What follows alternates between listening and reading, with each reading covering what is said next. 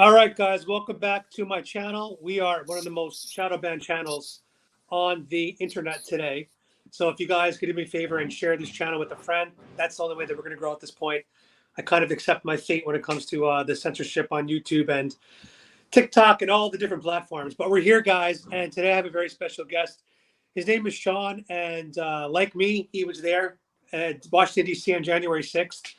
And after the events of that day, he got in a little bit of trouble with our very, very skewed Department of Justice. And he was just sentenced a couple weeks ago, I believe. And I wanted to pull him in and hear his story and what the next steps are in his life. So, Shawn, welcome to my channel. Yeah, brother. Always good to talk to you, Adam. Hell yeah, man. Yeah, Hell ever yeah. since So for ever everyone since we watching, we met in met. South. Yeah. You go ahead. No, you go ahead. I was going to say, ever since we met at the events, the right wing events that we've been going to, Yeah. and the last time I think you saw me, I was limping around with my gout foot. So it's good to be back. No, that was crazy. I mean, it's like we met, and I'm thinking, there's this guy, and he's in such great shape. He's so full of energy, and then just a little bit later, you were acting like an old man. It was wild, but so it's been really cool to watch you continue to push back against all that. It's like everybody's got problems in their life, and that's a reminder of everything I've been through, seriously. So Exactly. you've been a major inspiration for me, brother. Thank you. So just like you said, I got problems, but I want to hear about yours today. You're in a bit of a trouble right now. You just got sentenced. So Yeah. tell me about what's going on. Oh man, it's like I don't know where you start. This can be as crazy as you want. And I know we did an interview back at Rock the Red, so I think a lot of those questions or whatever can be referenced back to that. But I was at the Capitol on January 6th as a journalist. There was a situation in a hallway, and we can kind of dig into some of those details as you want, or as people ask, where I was in a hallway and a Capitol police officer was there. It was kind of a tense situation. And admittedly, in what I've described as a breach of objectivity, I said to a Capitol police officer, "Brother, stand with us." And that really became central to everything that the Department of Justice did when they charged me 3 months after the fact. And really, when you looked at their entire case against me, it was all based off of my speech, none of which was inciting and insightful or outside of the bounds of the First Amendment whatsoever. Never made any threats of violence or calls for violence or anything else. I mean, I definitely referred to some of the police with derogatory names. I definitely, had a few choice words to say about different members of Congress, and I will continue to do so whenever I feel like. But that was really what they were after. They didn't like my speech. And it was interesting because I was originally scheduled to be sentenced after pleading guilty to a Class B misdemeanor of picketing and parading. And for those that don't know, I mean, it's just 2 years of wrecking my life, destroyed my finances. I lost my home, lost the plumbing business that actually funded, my desire to get into journalism really in 2018. And so it's just been an uphill climb this entire time. I'm still in the hole. I don't even know if I'll ever really recover. I'm hopeful that I will, and I'm going to work to do so. But, it's atrocious what the Department of Justice has done in criminalizing free speech. I mean, I was not violent that day. And with the exception, in my opinion, of that one breach of objectivity, everything I did was well within the bounds of, my duties as a journalist to report and let people know what happened that day. They just, we talk about censorship. All of my YouTube channels that I had, that had, hundreds of shows and this massive body of work, that's all gone now. The Department of Justice we're seeing now through court filings in Missouri and, even through the Twitter files, that suggests a lot. It really looks like they colluded with social media to remove all of this. And essentially, in my opinion, and we'll see how it shakes out, that's paramount to destruction of evidence, in my opinion, because and it's just bizarre where they could have used certain things against me, I suppose, as they continued to attack my First Amendment rights. But there was also plenty of exculpatory evidence in my case there as well. That, again, it's like they were destroying any record of it. So, yeah, that's kind of a brief synopsis of it. And it's like, as far as my thoughts, and we've talked about it, very thankful to have Gateway Pundit publish, my article or my response to the sentencing as I get ready to, embark on that journey. And in comparison to a lot of people that day, my sentencing is much, much lighter. But, for a guy who's been an entrepreneur for years, and I haven't had like a 9-to-5 job in, 10 years. But to the point that part of my conditions of probation are that I get, a W-2 job. And so I'm thankful, Randy Ireland, mutual friend of ours, Americans for Justice. People can look that up. He's going to extend to me and get me taken care of in that respect so that I can satisfy those conditions of my probation. I'll be able to, continue to work and dig in and investigate January 6th, as I told the judge that I would do during my sentencing. And, I look forward at this point to go and knock in the 7 days out in jail that they gave me. Whenever the U.S. Marshal determines when and where that will occur, I want to knock it out. I want to knock out my community service and just keep fighting for all these other guys. I mean, Proud Boys are on trial right now, and they're getting absolutely railroaded. They're getting absolutely railroaded by the government. I'm hopeful, for some acquittals, especially on things like seditious conspiracy, which are just patently absurd. Regardless of how people feel about their politics, that is absurd. And anyone who takes that seriously, either you're ignorant because of the news media you consume, or you're ignorant willfully, or you're an idiot. There's really not many options as far as that goes, in my opinion. So you were at the Capitol that day as a journalist, right? Trying to cover the events. Roger that. What confuses me is that there are other journalists that also went inside the Capitol that day that never had any punishment. And so I'm not trying to say that they deserve punishment. They don't, just as you don't deserve punishment. Yeah. Because I know, and I love this kid to death, Taylor Hansen was the one that filmed the death of Ashley Babbitt. Yeah. And from my understanding, he did not serve any type of legal punishment or ramifications for this, which is good. I want to say, because I like Taylor Hansen a lot. It's a good thing. Yeah, he didn't do anything wrong that day. But, right, he didn't do anything wrong. He was a journalist. But why does someone like him not get punished, but then someone like you, who's also a journalist, get punished? Why is there that disconnect? It's a real interesting situation, and this was brought up with my previous attorney, who, quite frankly, he failed to represent me. But I brought it up with him because very early on it came to my attention that there's a procedural order, essentially, within the Department of Justice, that anytime they're looking at charging a journalist, they are supposed to get explicit written permission or authorization from the Attorney General, which would have been Merrick Garland. That never happened in my case. At some point they just looked at things, they decided to file charges, and I'm not even sure, look, there was so many bizarre things surrounding, when and who I was talking to at the time and everything else when I was charged, that I can kind of speculate a lot of different things. But it might just be one of those situations where they didn't do their due diligence in looking at this long history and body of work that I had prior to January 6th. And they kind of haphazardly charged me. And as we know, the Department of Justice, even if they make a mistake, they're not going to admit it. So it's this kind of disgusting situation where I sat across the table from U.S. Attorney Christopher Amore, who prosecuted me in the case. I sat across the table from him in a reverse proffer meeting in New Jersey in, I believe it was early March of last year. And he told me, he said, Mr. Witzemann, we are not at all going after you for, freedom of speech. He said, we're not even debating whether or not you're a journalist. It's obvious that you are. This is a matter of law and order. And he gave me that whole speech. Now, what's really atrocious about this is again, throughout this process, I was contacted by the FBI on January 15th. Okay. They came to my house peacefully, and I'm very thankful for that, considering what they've done to other people who walked into the building and took a selfie. And they sorry, the cat is having a conniption fit. I'm actually going to let this cat in. Bear with me.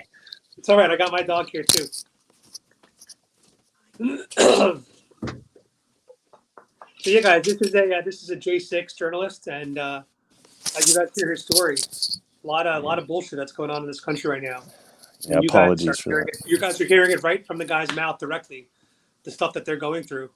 So I think it's pretty cool to have him on our channel to kind of get this perspective. So I'm trying to pick up where I was at. Well, the cat was harassing you. I know, that's what they do. You were sitting across from the guy. You said. Yeah, Christopher Amore, and yeah. So again, I've tried to be very upfront, forthright with all this. All of my work that day was public, including all of the work that was deleted off of my social media when they completely removed my accounts. Who did that? Was it YouTube that deleted you?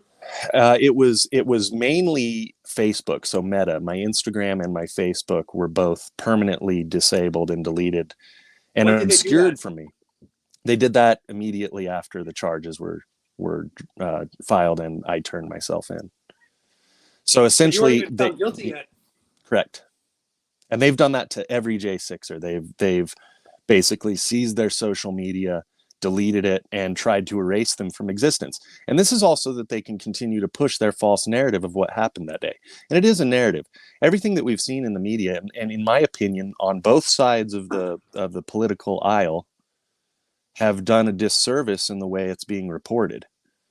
Right. I have not seen very much objective journalism in regards to that day. I've seen good journalism on the left and the right, but not very much. A lot of it is like narrative control. The right wing is convinced that it was all Antifa that day. I have not found any substantial evidence to suggest that.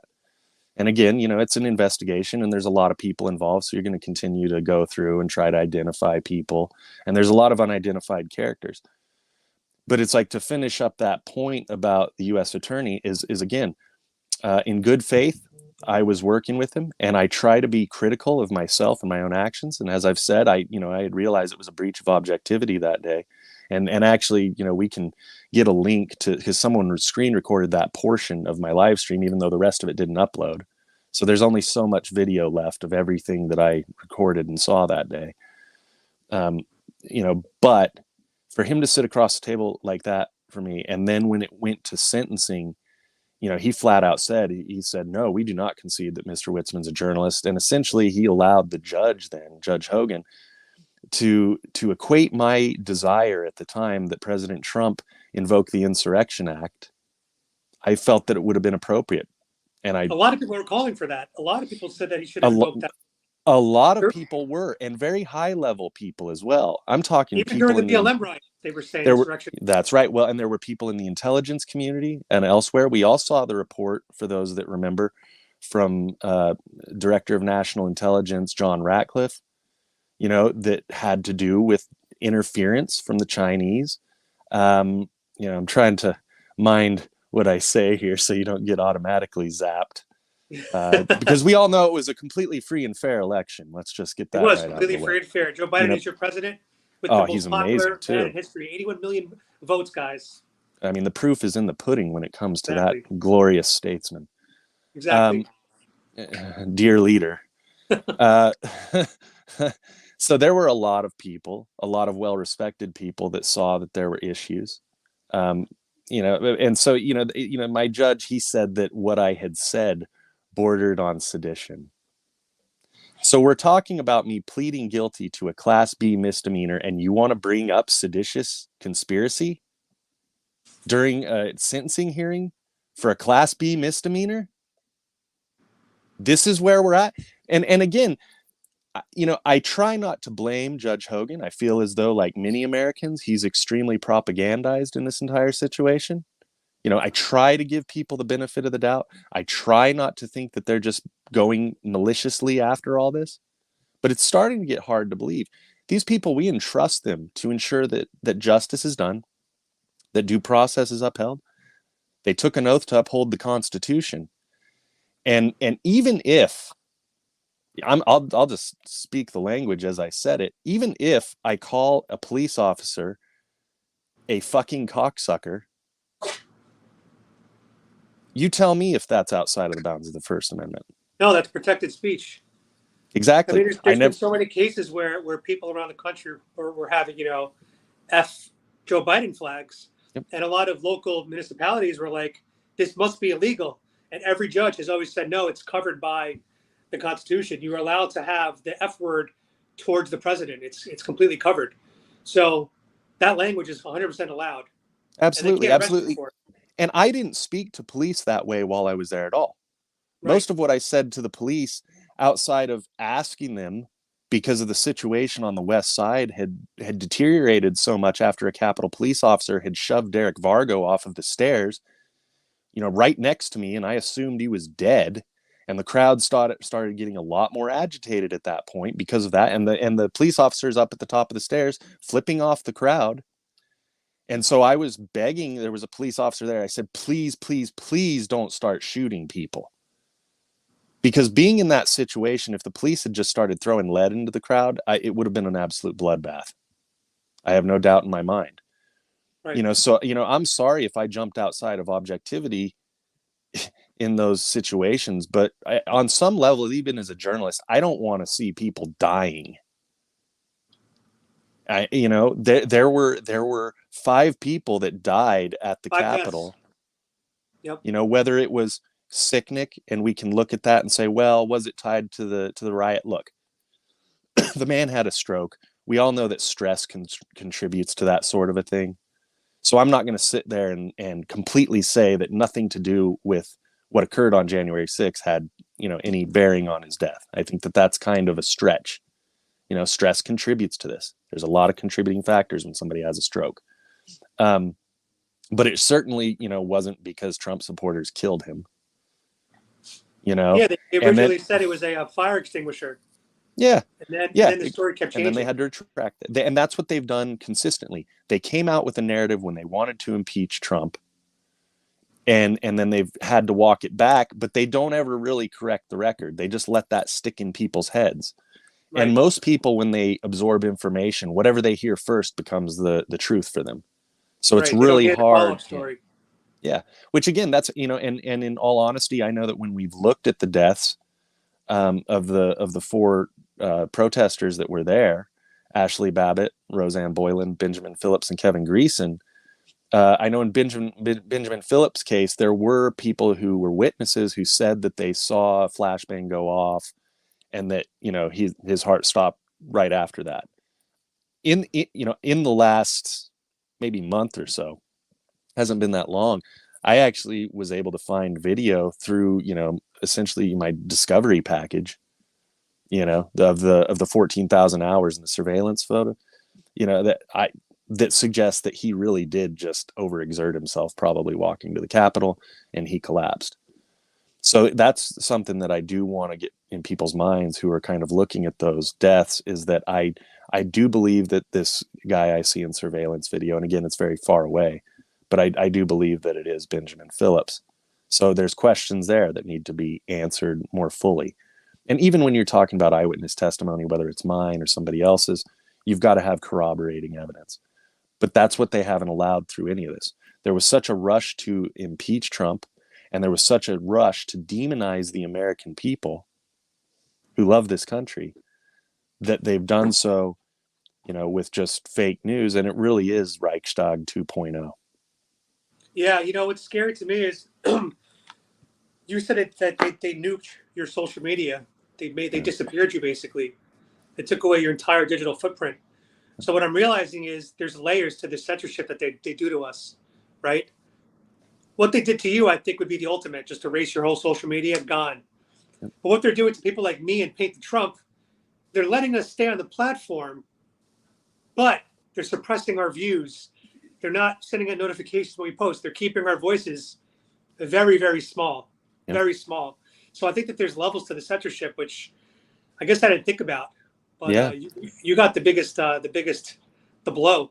Well, and the shadow banning is huge, because it's so frustrating. I think in some ways it's almost easier just to get nuked because you're like, well, there it is.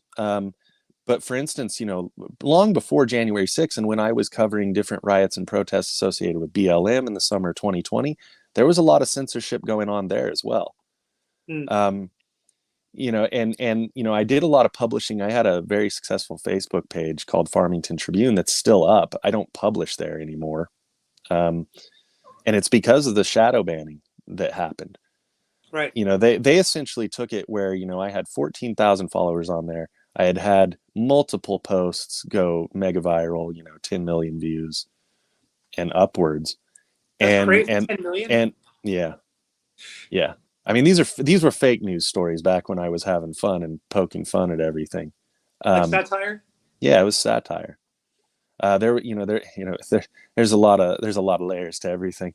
But yeah, and they had shadow banned it so much that it really inhibited my ability to do anything. And of course, back in 2000, I believe it was 2019, the beginning of 2019, they actually completely took away my ability to boost any of the posts. So I wasn't allowed to advertise or do anything like that. They just kept adding demands. So at first they were like, well, we need to see your ID. And I was like, fine. Then they said, well, we need to see your paperwork for your business. I said, that's fine. Then it was, it pretty much gets to a point where they're like, well, we need blood and a DNA sample. And can you pee in this cup? And, they just keep adding layers of protection so that they could censor. And it's ridiculous. And they continue to do it. I mean, we're seeing it on Twitter again. Today with the article that came out, and I'm doing a lot of media now, and my stories, finally after 2 years getting a fair amount of attention. I got logged out of Twitter today. And so it's like, I wouldn't be surprised if my account gets nuked today, like so many others have been getting nuked recently. They logged you out of Twitter? Yeah. They just kicked you off? Like, that's it? I was able to log back in, but for a minute I was going, and this was right before we went, live here. I was just like, oh, here we go. This is what they do. Because I've seen it so many times. I mean, I've been fighting against the censorship long before everybody started calling me a Trumper, because me. I mean, we've talked about it. Yeah, I voted for Trump, but that was a decision I made in the voting booth that day. You'll never see me out campaigning for any politician. You Don't were not care who they you're not are. going to do what I do, waving a No, flag. no, not at all. Not at all. Not at all. And it's like, it's funny where, philosophically, I'm an anarchist, right? And that's hard to describe to people who kind of get that term weaponized in them. But I would always refer people back to Leo Tolstoy, and his take on life. That's very much similar to mine. And so it's this strange thing where it's like, I've really come to love this country in ways that I didn't think were possible. And a lot of that came from, prior to 2020 when I was abroad, and I really wanted to dig into what was going on in Eastern Europe, because even before all that, I'd planned to go to Ukraine. And it's interesting to see how all of that has played out. But, kind of this idea of the collapse of an empire and what people can look forward to. Well, that was initially what I really wanted to dig into when I started my media company. And so to watch it kind of come full circle in the last 2 years is just wild. I remember having a conversation with a very good friend of mine in Ireland in January 2020, where I was kind of telling him that I thought that the chances of a civil war in the United States were very good. And he said, well, why is that? And I said, the demographics are changing. And I said, when right-wing conservative America realizes that they will never win a national election ever again, I said, I think it's going to get hairy. I still feel that way. And that's why a big part of my messaging is really that, Americans need to recognize the threats we face at home and abroad. And we've really got to find a way to come together around the Constitution, because that's the only thing that's going to unite us. But that's not. I mean, I don't know how can that work when the left seems hell bent on changing the Constitution, reimagining it, interpreting it different ways. That's the problem. The right seems to be the side that wants to protect the Constitution, and like you just said, that should be what unites all Americans, the left Yeah. and the right. And I That's would not what's say, happening. yeah, yeah. And I would say, from my perspective, as somebody who's leaned left a lot in my lifetime, look, there's a reason why I end up coming on shows like yours. There's a reason why a lot of the media that I've done is right wing. There's a lot of, there's a reason why I get published in Gateway Pundit and not the New York Times.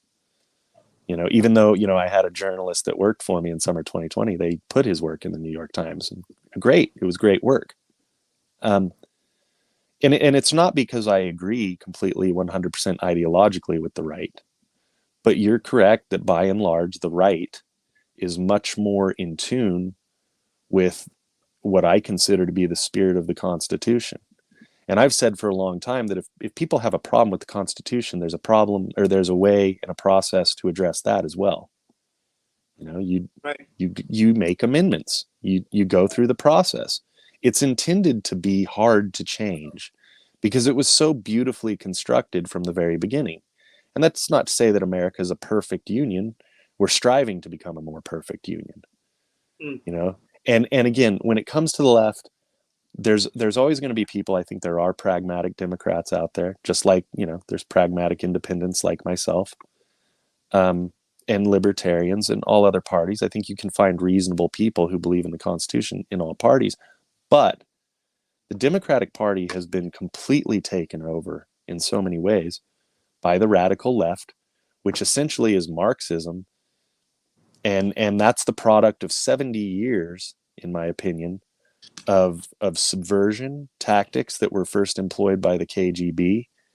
And it was done so well that a lot of these professors who were going to school in the 60s and the boomers and through all of that, they ended up carrying those ideals forward to the point where they educated the next generation of children. And now we're seeing the product of that. We're seeing the fruits of that labor by the KGB. So even though Russia, went through their, I wouldn't call it a complete collapse, but it was definitely a changing of the guard in some ways. That operation had been enacted, and it carried its way through, and we're seeing that. So I think that people need to be really aware of what exactly is going on, where they really have conducted a very effective psychological warfare campaign against the United States over the last 70 years. Well, And it's getting worse now. I mean, with TikTok, it is destroying the brains oh yeah, of the teens in this country right now. yes, I mean, I think the whole what you're talking about with the Marxist agenda, we're at the phase now of transgenderism, which is becoming. I think it's going to become a massive issue in the next 20 years. yeah. And you have all these young people that are going to, have regret for the decisions they're making to their body, the permanent decisions they're making. Well, yeah, I mean, without getting into that other subject that'll get you banned, there's a lot of people that are making permanent decisions about their body function. And we're seeing the results of that. That was another thing that got me highly censored throughout all of this, was any coverage of that particular subject. That's how it reacts. So even though, those of us who were less than excited about the subject, which shall not be named, that everybody knows exactly what I'm talking about, we've been proven right. And I didn't want to be right about any of these things. Barely anything that I predict, based on my analysis of all the different situations going on, I don't want it to be true. I don't want us to be dragged into nuclear war. I don't want there to be a civil war in the United States. But I'm just looking at the lay of the land, and I'm looking how people are acting. And it's crazy. I mean, we see all the mass shootings that are going on right now. And Bro, that 40 is already. not a coincidental thing. That is not some 40. random occurrence. It's Yeah, not a there's 40. random occurrence. Exactly. And that was something that I warned about in summer of 2020 because, very good friends of mine, and I have very good sources within the United States intelligence community. That's what I was getting from them, was they were saying, man, it looks bad. It looks like we're basically being invaded. And they've used this situation at the border to bring in foreign operatives. I don't know what else to tell people. Right. You know, we're in the land of asymmetrical fifth generation warfare, and nothing is as it seems. Right. Yeah, I mean the border is, it's so disturbing how much fentanyl is coming through our border right now, and making it into mainstream drugs such as marijuana, Yeah, and killing people left and right. yeah. I mean, it's really, and I just feel like it's all by design. Oh yeah, I yeah. feel I like I think feel like the two themes in this world are money and population control. I yeah, think if you look at everything that's happening through those two lenses, money and population control, everything makes sense in my yeah, opinion. yeah. No, it really does. I mean, you see them consolidating power and wealth, and when we say them, I always encourage people to stay away from saying they are doing this or they are doing that. We really need to identify these different characters and individuals and organizations that are involved in this. Obviously the World Economic Forum is now, thankfully, 2 years later, after really trying to sound the warning bell, and we all know Alex Jones did his best for years to try to let people know what was coming. A Yeah. large portion of the population is aware, and I think it's going to reach a tipping point, and I love it. I mean, that's so even though it's very easy for me to get black pilled through all this, I am seeing a lot of hope right now.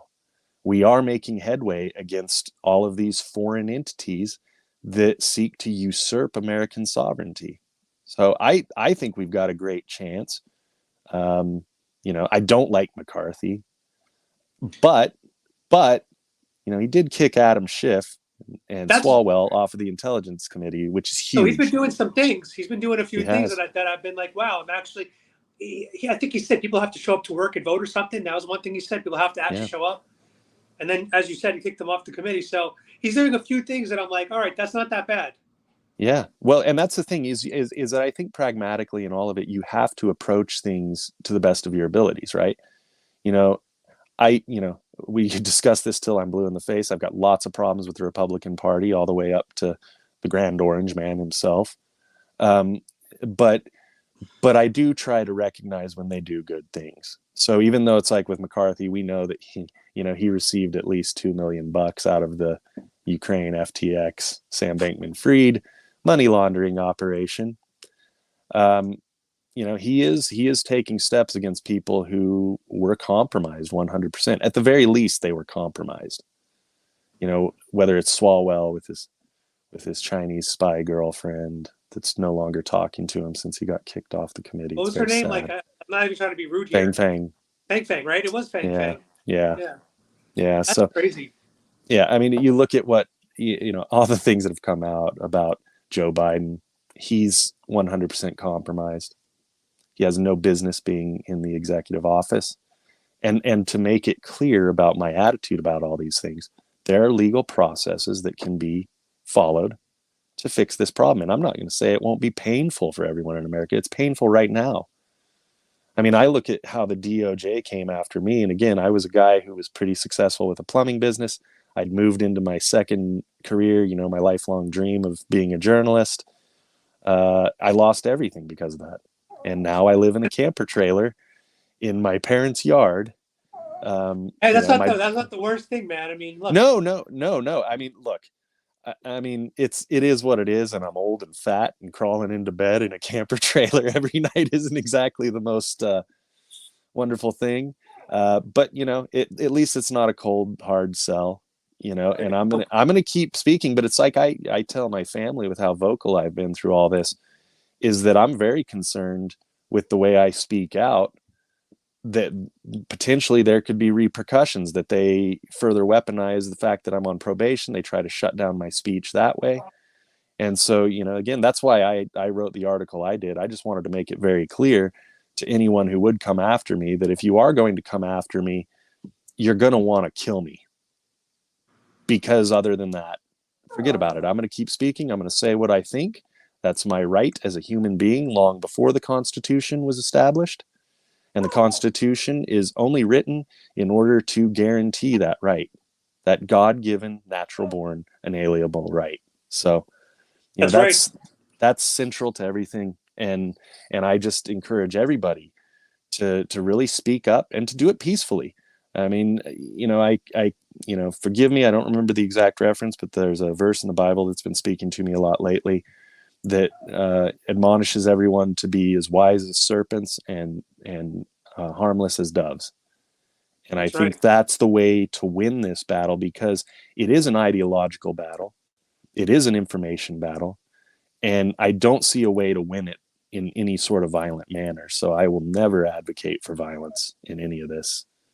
And people really So got to be aware and understand that they're being instigated. The right is being instigated right now. All of these attacks are intended to try to get the right to rise up and do crazy shit so that they can then clamp down with authoritarian measures, potentially martial law, and they would have the precursor to do that. They would have, the excuse.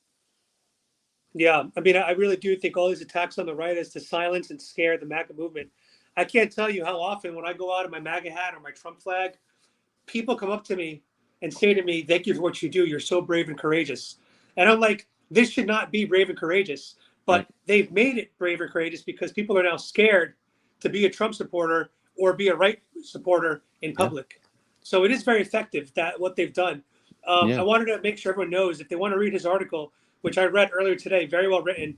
I put a link in the comments. It's currently on the screen there. So if you Google 7 days isn't enough Gateway Pundit, the article will pop up as the first one. And his last two lines are very powerful. Short of death, I will never shut my mouth. Quite simply put, 7 days is not enough. So that's exactly what you were saying. They're going to have to shoot you in order to shut you up. Yeah. Yeah. That's I really beautifully said, feel that man. way. I really That's feel that way. beautifully. That's, and that's the thing is people are welcome. There's links to 79 pages of allocution materials that I submitted to the judge in my case ahead of my sentencing. So if anybody has questions about my life, who I am as a person, that'll give you a pretty good idea, until I find time to write a damned book. But yeah, I mean, I'm not kidding around when I say that. I mean, I'm 40 years old now. I love my children very much, people, but it's like I'm here in my camper trailer with my moon. And again, if people want to go read about why I call her my moon, they're welcome to do that. Um, and so it's a lot to take in, it's a lot to process, but they've essentially taken everything for me. So that's the advantage in what they've done to me, is that I don't have anything left to lose, really, except for my life. That's what Andrew Tate said. Andrew Tate said there's a three-strike system. They Yeah. censor you on social media, they jail you, and then they kill you. Yeah. So you're on your second strike right now. I'm on As I'm Andrew on Tate said. second strike, which lets me know what's potentially hanging around the corner. That means you're a top G. You're a top G. You made it to top G Yeah. status. Oh, yeah. Um, Well, the one well, thing I wanted thanks to to point everybody. out. Yeah, I was going to say thanks to everybody who's contributed, because today has actually been the first day in a long time where I saw some light at the end of the tunnel. I set my goal on my Give, Send, Go for 200 grand. And that's really just because I try to think about what I've lost through all of this. And so I know, look, that, people need to be contributing to Proud Boys and their defense. And this is part of the problem, is that everybody has a Give, Send, Go up. So many families have been destroyed through this entire process. And so I just want to be real transparent about where that money goes to when I ask people, to fund me through Give, Send, Go, is that that's going to fund my work continuing. That's what it does. And I think, I want to be writing and I want to continue investigating. And so much of what the sentencing was from the government was intended to stop me from doing that. And I'm not going to let them do that. I'm literally going to make them shoot me if they want me to shut up. Yeah, and so I mean, earlier today you told me that you can't send me a Give, Send, Go link through Facebook, Yeah. Which to me is just completely shocking that they're blocking donation links. Mm. So I use this platform called StreamYard. And on StreamYard, I'm able to stream out to multiple platforms at the same time. So right now, I'm streaming on YouTube, Twitter, and 2 different Facebook accounts. Okay. Yep. I just went to share the link as a comment. And within StreamYard, it said, within the meta links only, fail to post to Facebook. Here's what Facebook says. Your content couldn't be shared because it goes against our community standards. Yep. So And if you my open that comment up, was able to, it got pushed through to YouTube, as you see on the screen, yeah. but it got blocked from all the meta links. Yep. And if you go into the pop-up when they censor it, it'll talk about how it's supporting an extremist group. So for those of you who want to know what Gibson Go is, it basically came up as a competitor to GoFundMe, because GoFundMe was removing a lot of these J6ers that were trying to raise funds for their, criminal costs and their, their attorneys and everything. So people started going towards Give, Send, Go, which is a Christian-based organization, censorship-free. And these are good people using it, like my friend Shawn here, that are not allowed to share their links on Facebook.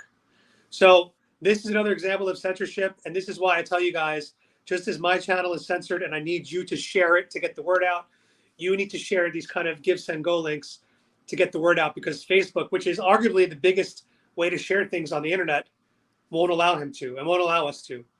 It's absolutely disgusting. So I'm going to pull it in the back, what it looks like, the website. This is his Give, Send, Go page in the background. And as he mentioned, you see that he's got a $200,000 goal, and he's already more than 10% there, that's great to see. So if you guys want to donate, I put the link in the comments. I'll put it again. And obviously, any dollar helps. It all adds up.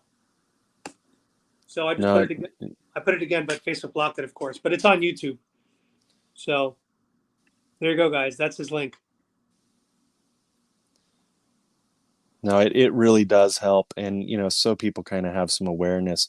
Over the last 2 years, I was able to raise on there roughly $2,000 or, $20,000. So that's kind of what I've lived on for the last 2 years as my business failed and I lost everything. And a lot of that money has just gone back into me doing the work. I mean, that was how I traveled around the country this summer.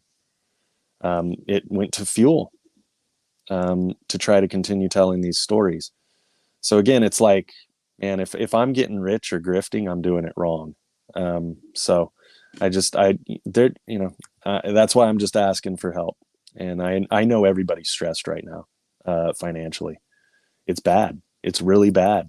But I'm going to continue pushing on in my particular way.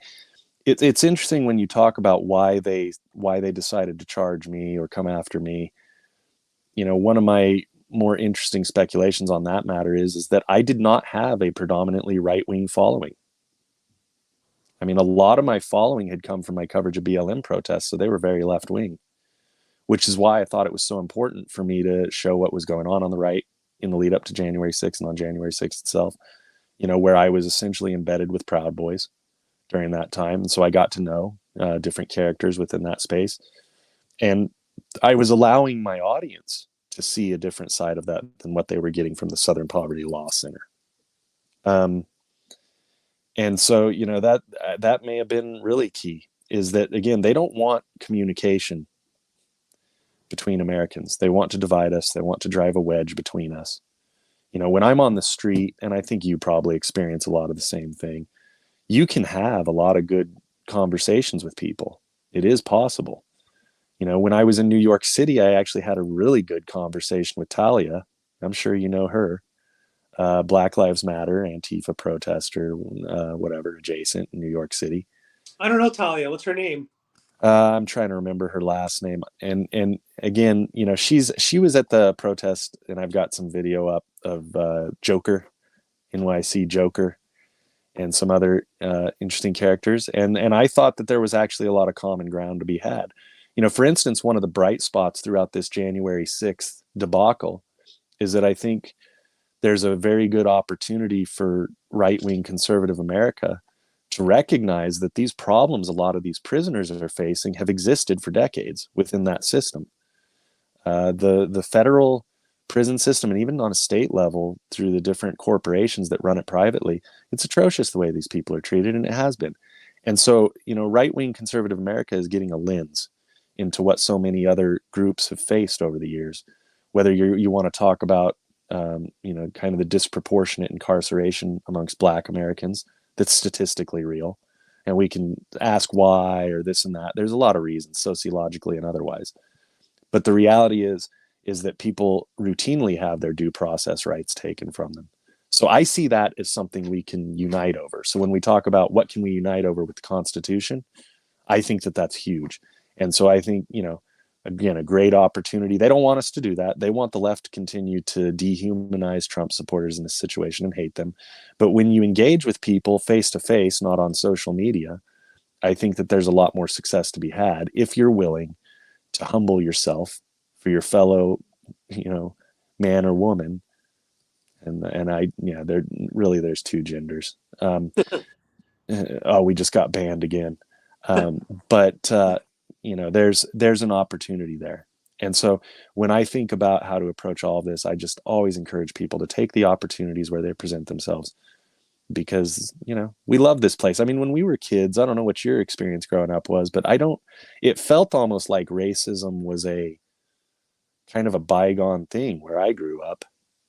I never remember hating anybody because of the color of their skin. I've never hated anybody because they were gay. I've never hated anybody because they were transgender. I frankly don't care. It has no bearing on what my opinion of anyone is as a person. So, it's just bizarre to see it really weaponized.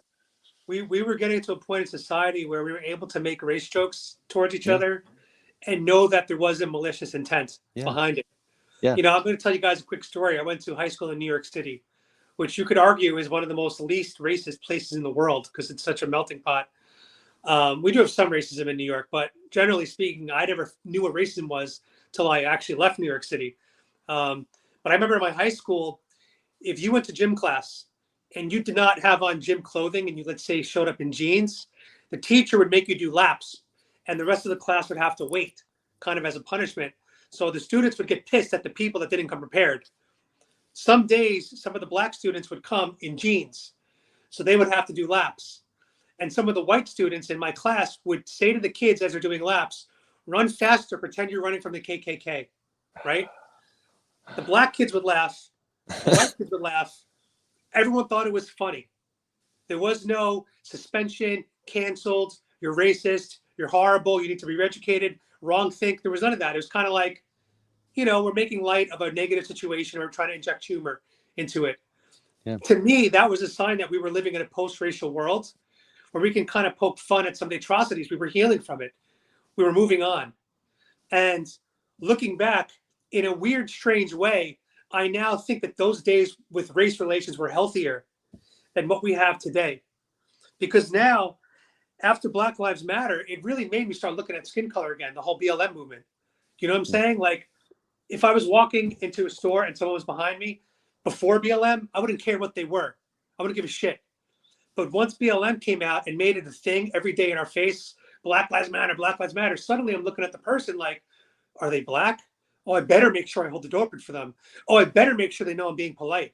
Oh, I better make sure I say hello, sir, so that they don't think I'm being. It became a sick infection in my own brain. And I'm already brown. So why am I thinking like this? Because this stuff is pervasive and it gets to our brains. And it really annoyed me. And I argue today that BLM made people more racist. It has. I think it did. I think it has. And that's something. Racist.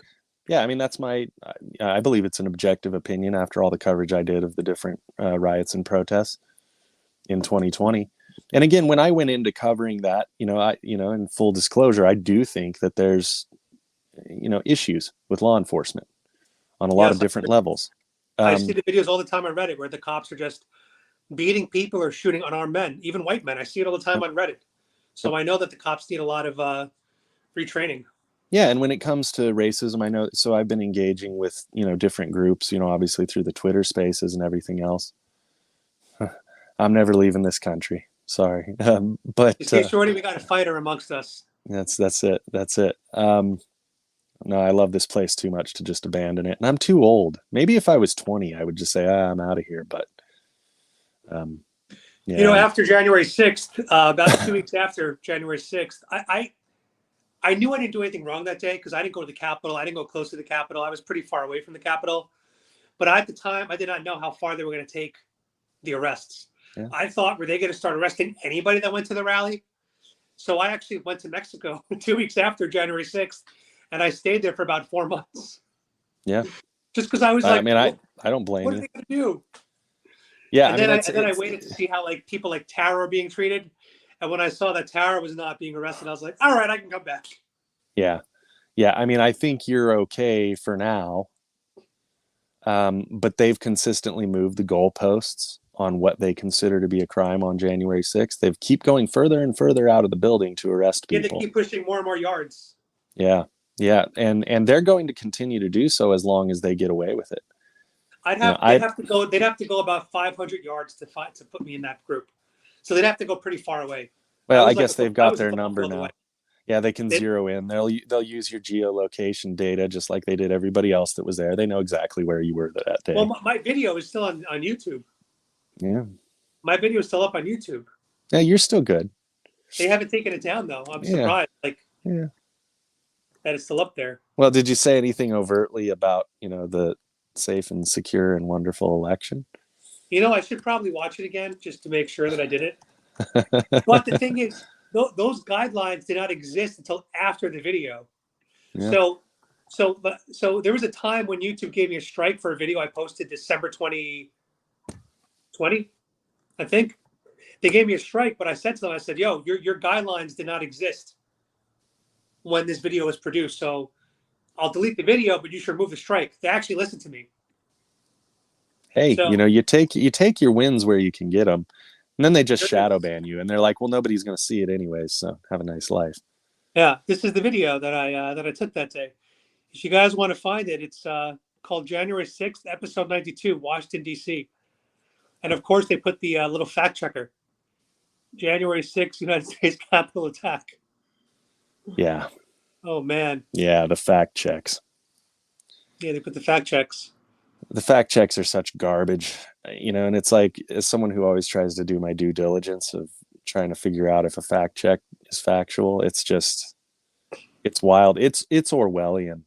There's really no other way to describe it. The thought police are after all of us. They're like, how dare you film people that are walking down a street and carrying flags and being happy? Do you know what that is behind you? That's the giant flag that actually they put on the side ended of the up getting hung. Yeah. This is the big flag that they put on the side of the What street are we on here? What street are we on here? I'm not sure what this is, what street this is. But look at all these people. Look at this. Yeah. Yeah, what time is this? I don't know. Sometime in the afternoon. Oh, here's Mindy Robinson, who I did not know at the time who she was. Yeah. Yeah. But I thought she was so hot, so I filmed her. You are not wrong. There she is. That's Mindy Robinson. Very, very good work, Mr. Francisco. She's amazing. She's a fighter. She's a fighter. This woman here flew in from Japan to be there. She spoke in Japanese to my audience. It was very international. Yeah, it was. It was. This was a Latina woman walking down Constitutional Ave towards the building. This was a chica guapa. These were two drunk girls. Racists everywhere. Just racists everywhere. Vietnamese. White supremacist. Yeah. Yeah. Insurrectionists all over the place. There you go. Horrible. So that's... Man, this is really hard for me to watch. It's worse than Pearl Harbor. This is it. This is where I came. And then I saw them kick out the Fox News guy, which this clip went viral at the time. My video went viral. And I left. I said, I don't want to get involved, so I left. Yep. And I went to Arlington for some drinks, where I then met this beautiful lady over here, who I was supposed to go on a date with, but that never happened. That's sad. And now I'm really sad. Yeah, I don't blame you. My day's been ruined. My day's been ruined. I know. We're all going to start doing arts and crafts projects now. So what do you got planned the rest of the day? I mean, when are you supposed to be going to your sentence? What's the plan? I still have no idea. I'm waiting for communication from my probation officer, who's been very helpful in the process. That's something I always want to clarify with people, is that there's a lot of good people that still work for these different agencies. So I do caution people against just demonizing the whole thing. I know a lot of people are very upset with the FBI, understandably so. The Department of Justice obviously is very politicized. But we've got to recognize the good work where it's done. And I know that, my probation officer, again, has been very reasonable. He's just enforcing the probation, and he wants to see me, be off of it as quickly as possible. That's really what I think with him, which is what it should be, right? We want to rehabilitate people. I would argue that I'm fully rehabilitated and that I have Yeah, been what did they since agree day with you? What one. are they But rehabilitating? well, it's funny because in our sentencing memorandum, which I think there is a link to in the article on Gateway Pundit as well, but in my sentencing memorandum, we had actually asked that they follow the pre-sentencing investigation recommendation, which was 1 year probation, no jail time. That's they felt that that was adequate given my criminal history, etc. And so we had said, okay, well, the 1 year probation, and as a requirement to satisfy the rehabilitation conditions, we would suggest that Mr. Witzemann obtain congressional press credentials. Um, you know, the judge and everybody kind of scoffed at that. But it's like, if you're talking about what I actually did that day, it was a failure of objectivity. And I recognize that. So how do you correct that? You make sure you don't do it again, which I never will. And as part of that, I'll go cover Congress. So you never know. There's nothing that prohibits me from covering Congress at this point. The restrictions on me entering DC really don't exist anymore, outside of the restrictions that have placed me, within a 50-mile radius of my home without permission. I will be free to roam again. Got to come Hopefully down to Tampa, sooner. Florida, man. Oh yeah. Oh yeah. Oh yeah. You got to No, come to it's Florida. like I say, I'm very excited to continue with what I'm doing, and again, the support is great. Laura Loomer has been very, very good to me recently, and Yeah, you showed me that link yesterday. She was in a Twitter yeah, space. yeah, she's going to be doing some great things for January Sixers, and especially I think journalists like me that have been really slandered by the media. My positions have been misrepresented repeatedly.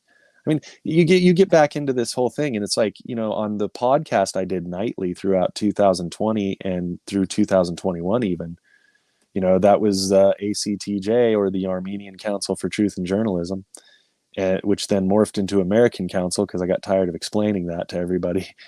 But yeah, I know I have way too much fun with ambiguity sometimes. But That's okay. but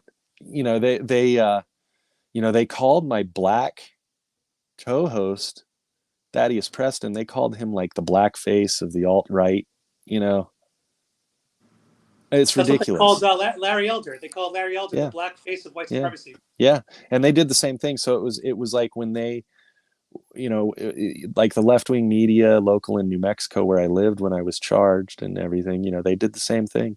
They did the same thing. And I don't, honestly, let this be a warning, because I am going to be looking into options to sue these people. Because in the end, I'm guilty, and we can admit right now that I'm guilty, right? That was the Yep. conviction, that I'm guilty of a Class B misdemeanor. I don't think Yep. that gives everybody license to call me an insurrectionist or a seditionist. Right. That's slanderous. I love this country. And frankly, people who say that to me are quite welcome to fuck off. I love this country too, man. I love this country too. And what made me love the country more was traveling. Made me love the country more. Yeah. Yeah. Leaving and being a global citizen is why I ended up becoming more American. Dude, for real. I mean, it's like I grew up as a kid, and again, I was always well read, potentially indoctrinated by liberal ideology here and there. And so I was kind of disengaged from my citizenship. Hmm. And I don't think I was able to start the process of rediscovering that spirit of patriotism until I left the country. Right. And I saw what other people have to deal with. I mean, what was really shocking to me was going to the United Kingdom. And when I was in Scotland, it's like you see the welfare state in full effect. And it's crazy. I mean, to the point where my time spent in Armenia was less reminiscent of what I saw or considered to be Soviet bloc style housing than when I was in Scotland and Northern England. Hmm.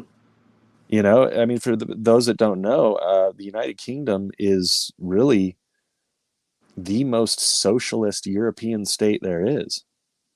And you can see that effect, in my opinion. Right. So, you come back to the United States and you say, yeah, we're all a little wild. And I know that a big argument that I still have with European friends of mine is over gun control. But, I will take dangerous liberty over peaceful slavery any day. Right. When I was traveling around Thailand, have you been to Thailand before? I have not. It was somewhere on the list. Got to be the top of your list, man. There's a lot of places. If you go to Thailand, by all the rivers, there's basically all these like makeshift homes. Yeah. Which I'm trying to pull up on the screen right now. Like right over here, you see this? You see this? They're just like shanty little homes. Yeah, it's Just crazy like to me. That's beautiful. it is, I no, it can't. is, but it shows how poor these countries Yeah, are yeah, compared to the U.S. But yeah, and there that is was something something. charming about it, you know. Yeah, I mean, that was something that struck me. Being in the countryside with all of these people that were so extremely poor, I guess, and monetarily in Armenia, but they had this really beautiful life. In a lot of ways, when you got out into the countryside, there, life had not changed for thousands of years. Yeah, They're still living off. They're eating the best food I've ever had in my life. It's yeah, all right there. It's all local. The wine was amazing, and the people were just so beautiful and sweet. Where it's like we're traveling through, and you say hi to somebody, and the next thing you know, they're demanding that you come to their house and have dinner. mm, It's the hospitality was just beautiful, and these are people that went through the fall of and the collapse of the Soviet Union. There's been nothing but wars raging over there for millennia, and I think that they've really developed a sense of community through all of that struggle. So again, everything that we're going on right now, that's another thing I'll encourage Americans is to really start to bind together with your local community. Get to know your neighbors, put down the damned phone once in a while. And this is a reminder for myself too, because Lord knows I spend 18 hours a day working on my phone. right. um but for those that aren't forced to engage in media, maybe the way I've been, yeah, definitely get connected with your local community, reach out to those around you, start loving each other, be a little bit hippie about all this. We don't have Smoke to some more let weed. anybody divide us. Huh? Smoke some more weed. If I'm fine with people doing that. I've never seen weed lead anybody to kill people really or anything like that. Although there is some arguments to be made about the incredibly high THC products that are being released these days, to the point where it's a little less like coca leaf and a lot more like cocaine. um, but look, it's like there's biblical principles. I always think back to Alexis de Tocqueville, who visited this country. He was a French philosopher and writer, and he had noted that really what made freedom and liberty possible in the United States was this, unwritten rule in our official documents, but mostly unwritten, that we had faith in God and our community and each other and in our liberty, and that those things were all intertwined. And I'm by no means a religious zealot, that. But I do think that there's something to be said about traditional values and cohesion as a society. And that's something that we really need to get back to. And whether you believe in the Judeo-Christian God or you know a Muslim God, which and my uncle, he's Muslim, so I know that well. um, or all these different religions and faiths and everything else, I think it's important for people to have a sense of a higher power in their life I agree. and to try to improve themselves. And even as somebody who was very atheistic before that's the other thing, was I was a pretty staunch atheist before my trip to Armenia, and that changed very rapidly due to what I can only describe as a spiritual experience there. Um, it's just important to recognize that this world, even as an atheist, is bigger than yourself, and that we're all in it together. I mean, if nothing else, this is our spaceship that we're on. And, I could definitely make arguments that even our body is little more than a meat suit for our soul. That's being scientifically proven these days for those that aren't aware. I encourage people, if you're interested in that sort of science, I'll give a shout out to to a conference I was invited to attend over the summer, the International Association of Near-Death Studies.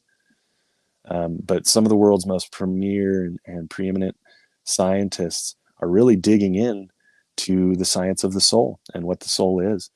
And I think, humanity at large, we're on the verge of something beautiful. So even through all this struggle, it's like the Bible says, like a woman travailing in birth, right? These are the birth pangs, and it's painful. But in the end, the bad guys aren't going to win. Liberty is the human destiny. And I personally think that we're real close to becoming an interstellar species. So everybody can take that for what it's worth. There's a lot of research into that. And I'm, in a lot of ways, I'm still very excited about the future. We've just got to make sure that we don't fall into the totalitarian trap of neo-feudalistic thinking because of certain entities like United Nations, World Economic Forum, and others. That's right. Awesome, man. Well, look, everybody in the comments seemed to love having you on the show, and loved hearing your story. Yeah. So obviously, you're welcome on my show whenever you want on my channel. Just kick it. Whenever there's like a big news story or updates in your life, you can always come on. Absolutely. You guys know the link that to the article we put earlier. What was it called? 7 days. 7 days isn't enough. Isn't enough, right? 7 days isn't enough on the Gateway Pundit. So you guys can look that up on Google. I'll put the link again one more time so you guys can see it. And then if you want to click his Give, Send, Go to make a donation, that's one of the best things you can do to support his journey right now and keep him fighting for the truth and free speech. Absolutely. As Joe Biden targets him.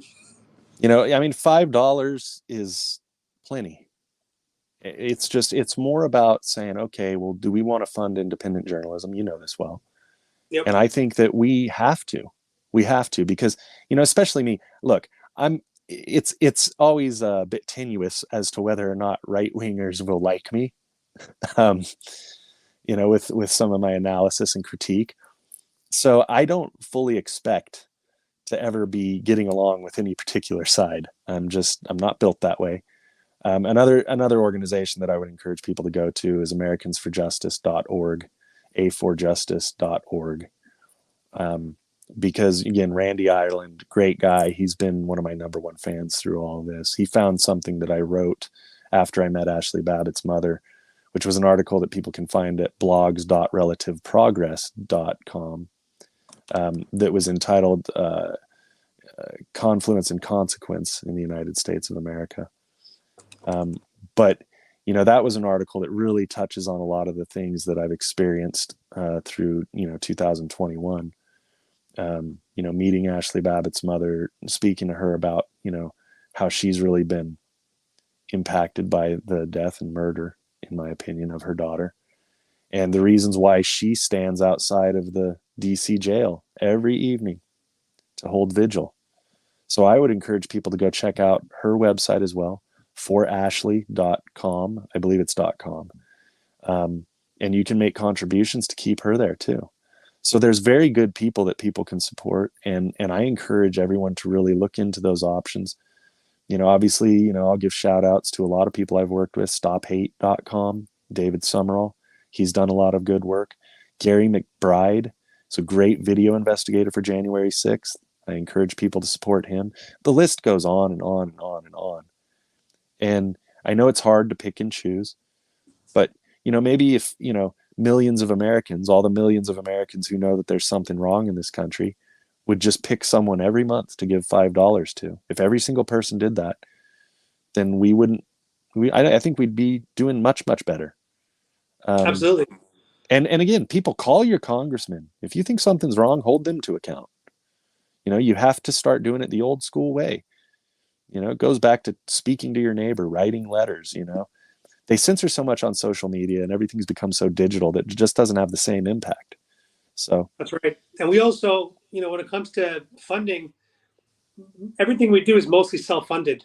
I mean, 90% of my channel has been self-funded. I don't make anywhere near enough to cover my costs of running this YouTube channel, unless Ken Johnson comes to the room and drops a 50 out of nowhere.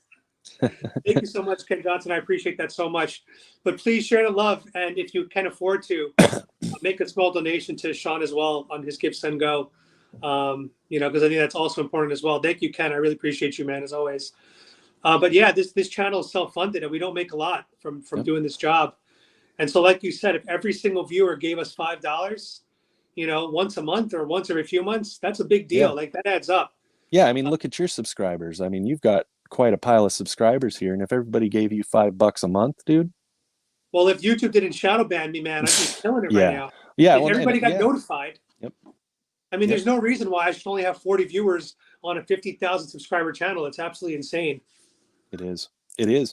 And that's why it just makes it more imperative for people to kind of bypass that system and share the links in their text messages and their emails to their friends and family.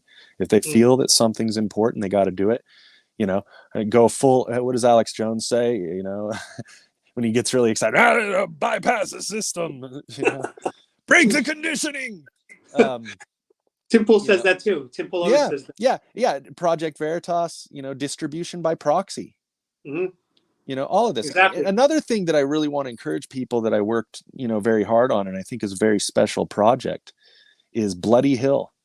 I worked with Trennis Evans of Condemned USA. There's another great organization, Trennis Evans Condemned USA .org, and David Summerall and Wano Savin. Some people will know who he is. Great guy.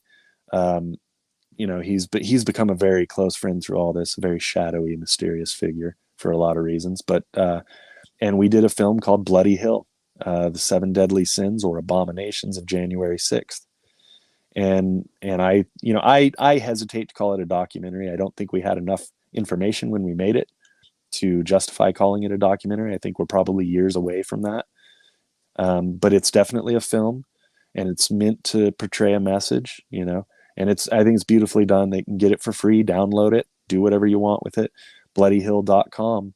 And again, it's very high quality. So, pour yourself an alcoholic beverage, a nice adult alcoholic beverage, or light up some of the devil's lettuce, enjoy your evening as best as you can, watch the movie, and you'll probably be crying by the time it's over, which was my intention.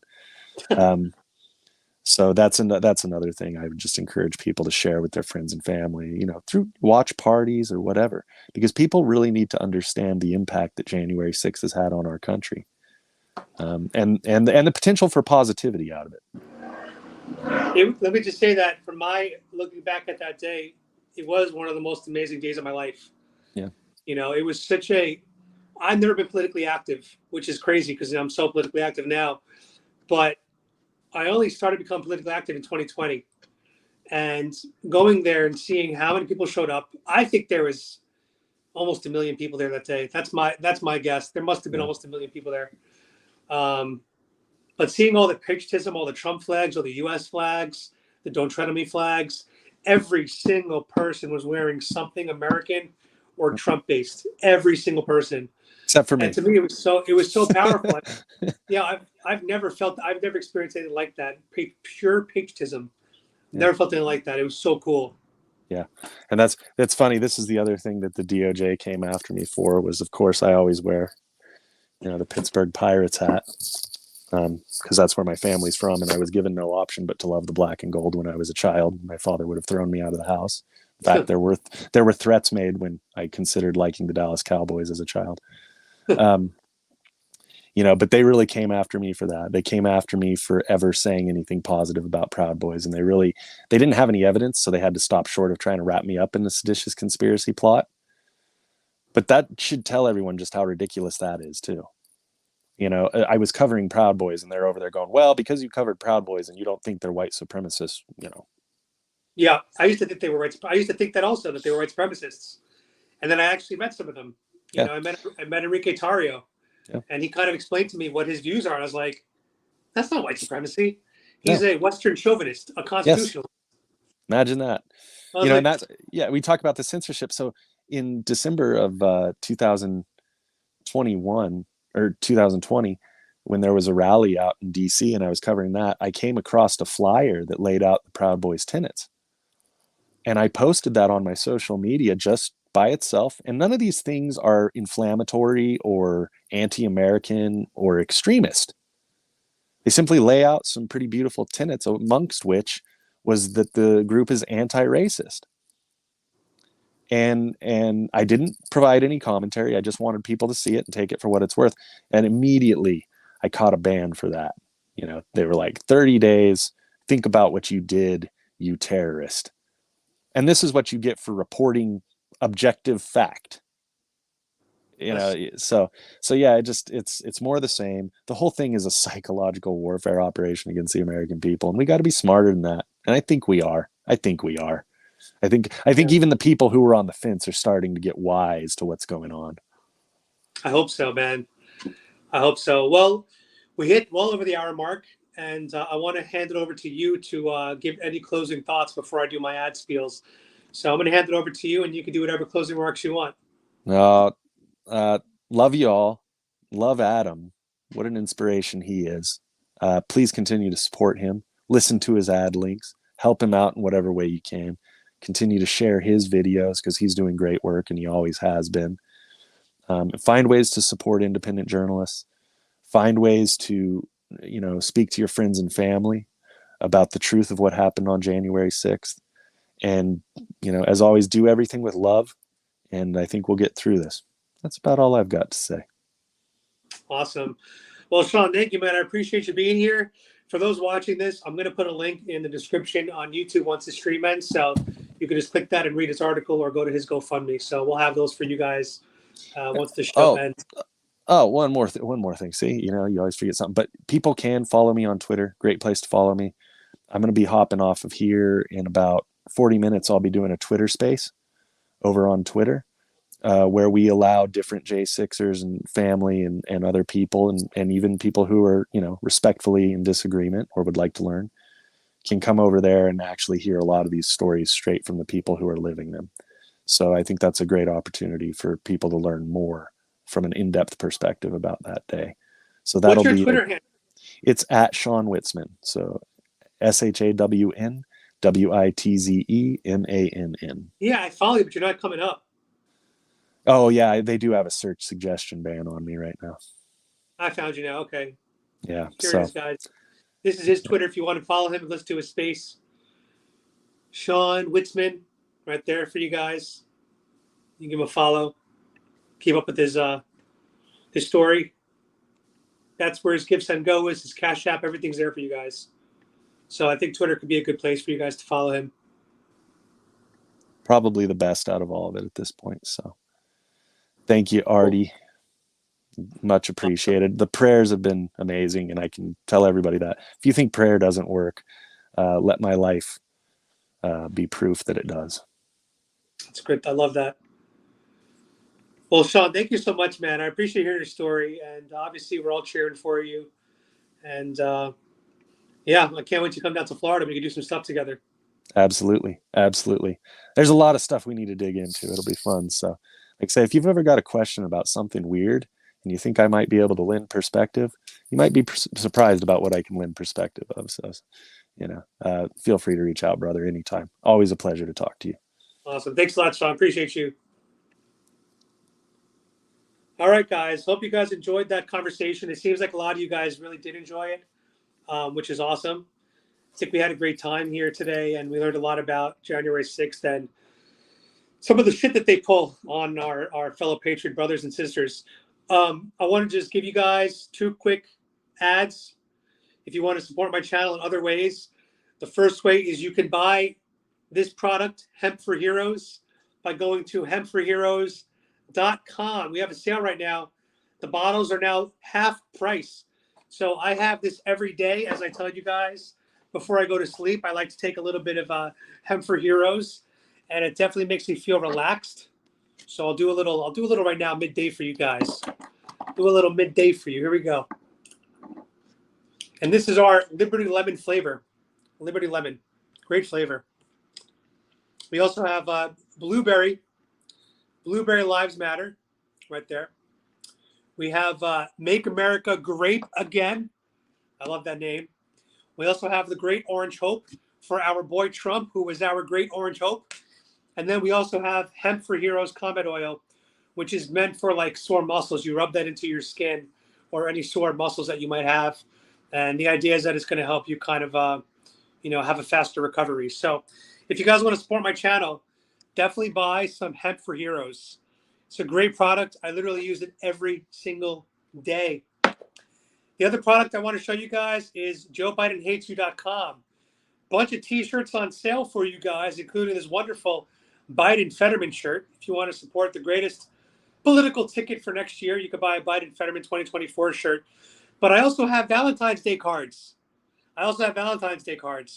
So I can't click these cards because the insides are a little bit too spicy for YouTube. But go to the website, check it out, JoeBidenHatesYou.com.